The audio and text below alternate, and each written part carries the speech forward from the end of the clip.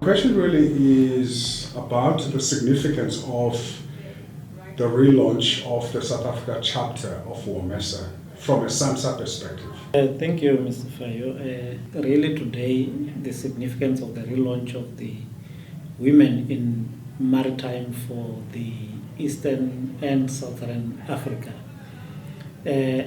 signals a change and a focus in a particular direction in that in the maritime sector, mostly from SAMSA, one of the strategic objectives or our mandate is to promote the South African maritime interest. And while we're doing that, it's about having the skills and capabilities in order to do that.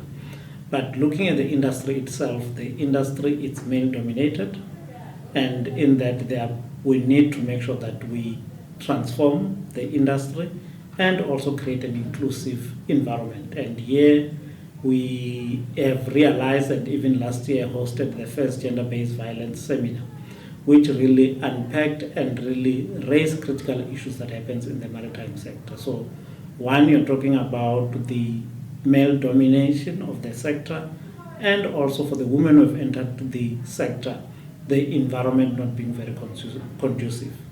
So the work that has been done by the Womesa previously and with other entities within the maritime sector in really making sure that they lay a foundation towards recruitment or attraction of women within the sector, make sure that they are trained, enable the environment so that they can be able to grow and thrive. That isn't happening, and the relaunch really signifies us going back to the foundation that has been laid and also amplifying the current programs that are there. We have heard from the programs that SAIMI has that is dedicated from recruiting women to be trained in different sectors within the sector, the Transnet, and also as SAMSA, where we have high schools that are dedicated for maritime studies, which also the number that we're looking at, that we're making sure that the number is of the female learners, including the bursaries that we're awarding to those who are in tertiary institutions studying maritime, so that we're also looking at the high number of them being women.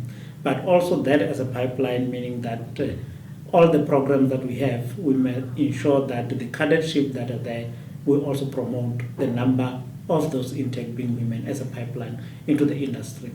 And this is coming at the right time where we have, working with SAIMI or through SAIMI, signed an agreement with the International Employers Council, I think International Maritime Employers Council, IMEC, which they have designated South Africa as the preferred area for the recruitment of cadets. And that will make sure that the women that are being trained and entering the industry, they get a platform to be trained and they're internationally competitive in that.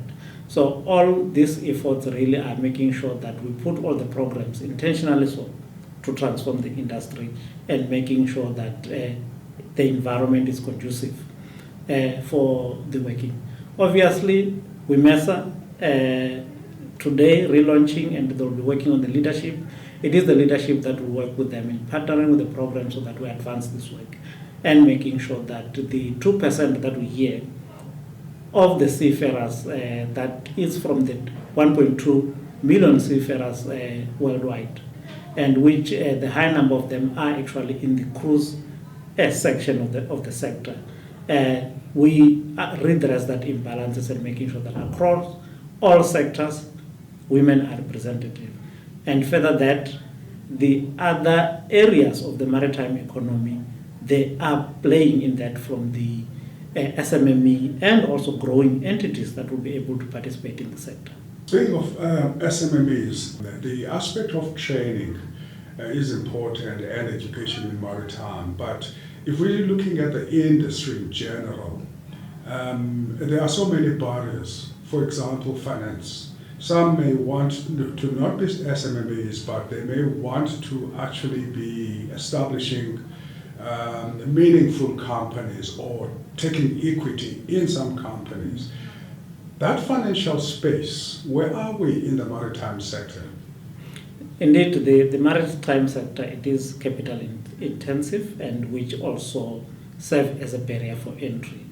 One is that the work that has been done in the BBBE code for the sector and also the appointment of the commissioners, which some of the work that they've committed is just they're going to look at the review of the codes, and particularly that, and also ensuring that the entities within the maritime sector and other players, they also comply to the code.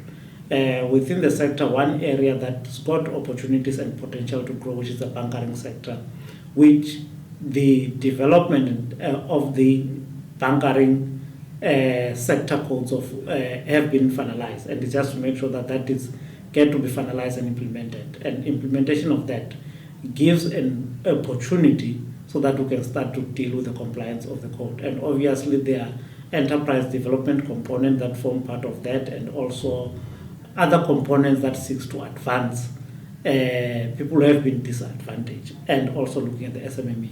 But it's the thing that when we then issue the licenses in those other area, how do we use licensing as an avenue that can also advance SMME development and empowering of SMME into the sector?